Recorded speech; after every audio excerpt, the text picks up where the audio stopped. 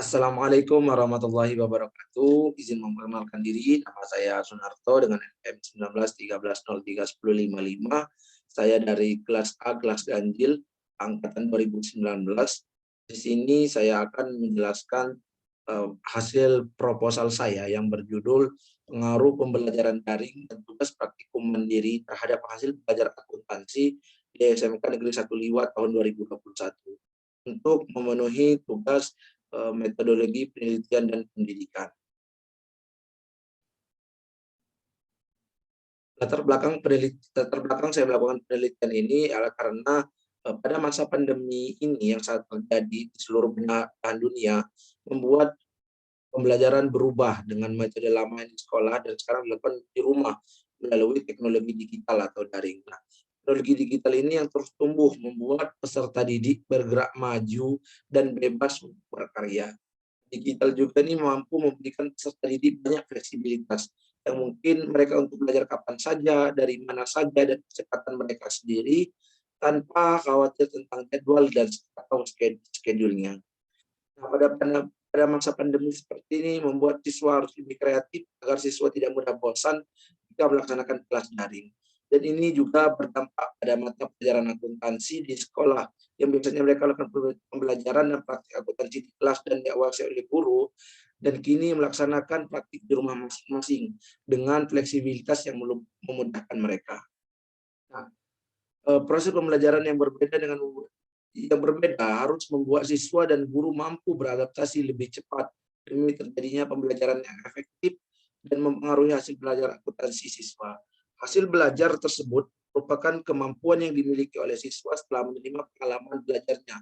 Kemampuan tersebut mencakup aspek kognitif, afektif, dan psikomotorik. Nah, di sini tinjauan pustaka ada 3, yakni pembelajaran daring, tugas praktik mandiri, dan hasil pembelajaran. Nah, pembelajaran daring ini merupakan pembelajaran yang dilakukan menggunakan internet sebagai tempat menyalurkan ilmu pengetahuan. Bentuk pembelajaran ini seperti ini dapat dilakukan kapanpun dan dimanapun, tanpa terikat waktu dan tanpa harus tatap muka. Di era perkembangan teknologi, pembelajaran daring semakin canggih dengan berbagai aplikasi dan fitur yang memudahkan pengguna. Tidak terikatnya waktu dilakukan tanpa bertatap muka menjadi keunggulan pembelajaran yang biasa dimanfaatkan pendidik. Seperti yang terjadi pada saat ini, pembelajaran daring ini menjadi satu-satunya pilihan bentuk pembelajaran yang dilakukan oleh pendidik ketika terjadi bencana alam atau pandemi global yang terjadi. Indonesia menetapkan social distancing di segala aspek kehidupan termasuk dunia pendidikan. Oleh karena itu, pembelajaran daring dapat dikatakan satu-satunya pilihan pembelajaran yang dapat dilakukan oleh pendidik untuk meningkatkan mutu pembelajaran di Indonesia. Selanjutnya adalah tugas praktik mandiri. Nah, di era saat ini, siswa harus memiliki skill atau keterampilan. Skill tersebut yakni berpikir kritis, kreatif, berterampil, orientasi layanan, kerjasama emosional, dan kemampuan pengambilan keputusan.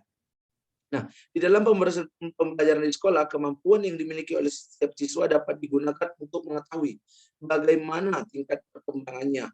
Begitupun dalam mata pelajaran akuntansi di sekolah kejuruan, khususnya di jurusan akuntansi, siswa itu diharapkan mampu dan cakap dalam melakukan praktik akuntansi, baik maupun manual maupun komputerisasi sebagai salah satu syarat kelulusan mata pelajaran akuntansi. Maka praktikum adalah hal yang sangat penting yang nantinya mampu mempersiapkan siswa untuk bekerja maupun lanjut ke jenjang lebih tinggi. Selanjutnya adalah hasil belajar. Hasil belajar adalah kemampuan yang dimiliki siswa sebagai akibat perbuatan dan diamati melalui penampilan siswa dalam dunia pendidikan. Terdapat macam-macam hasil belajar, intelektual, skill, kognitif strategi, verbal, attitude. Nah, hasil belajar ini erat kaitannya dengan belajar dan proses pembelajaran.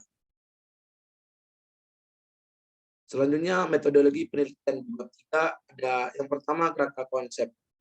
Kerangka konsep penelitian adalah suatu hubungan atau kaitan dari konsep satu dan yang lainnya dari masalah yang ingin diteliti. Nah, kerangka konsep ini gunanya untuk menghubungkan atau menjelaskan panjang lebar tentang suatu topik yang dibahas. Nah, kerangka konsep pada penelitian ini yakni penelitian pengaruh perkembangan daring dan tugas praktik mandiri terhadap hasil belajar akuntansi di siswa SMK Negeri 1 Liwa tahun 2021, maka pembelajaran daring sebagai X1, tugas praktik mandiri sebagai X2, dan hasil belajar akuntansi sebagai Y.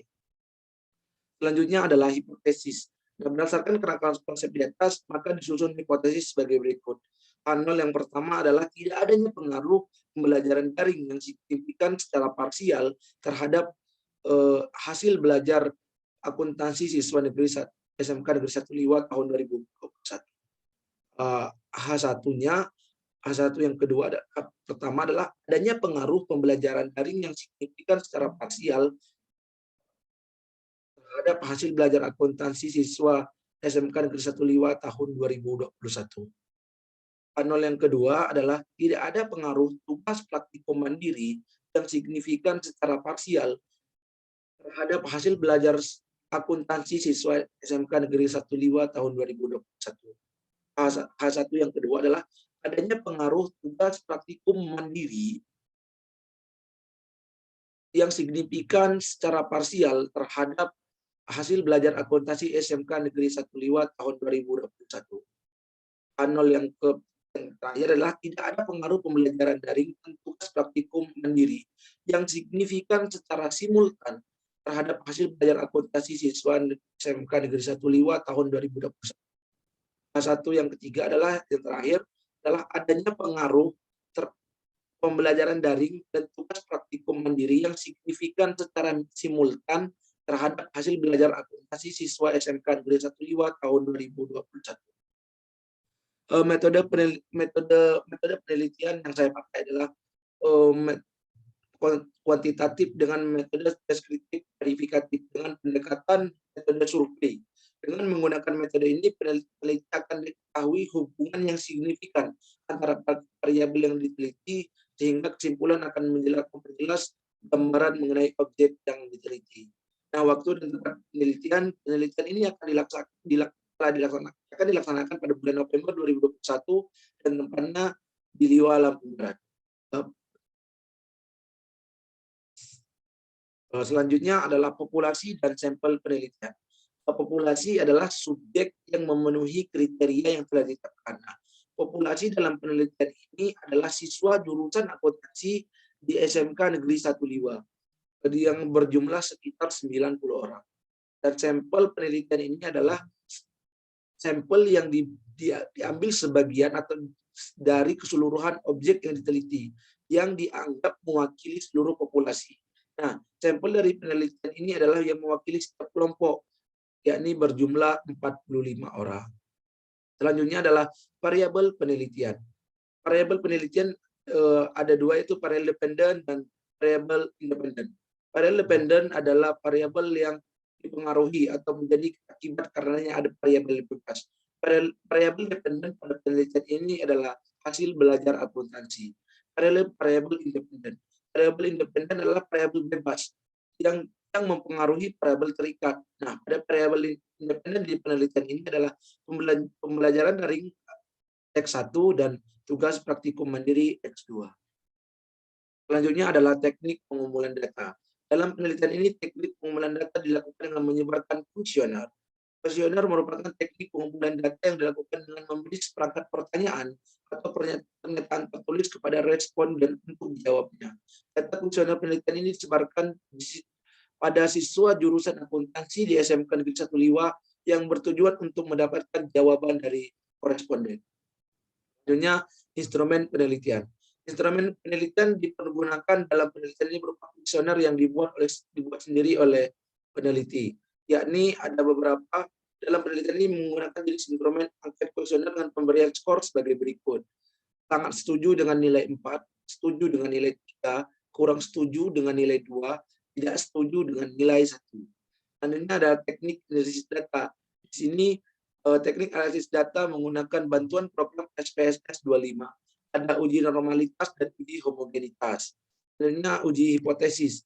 Uji hipotesis dan terakhir adalah uji hipotesis.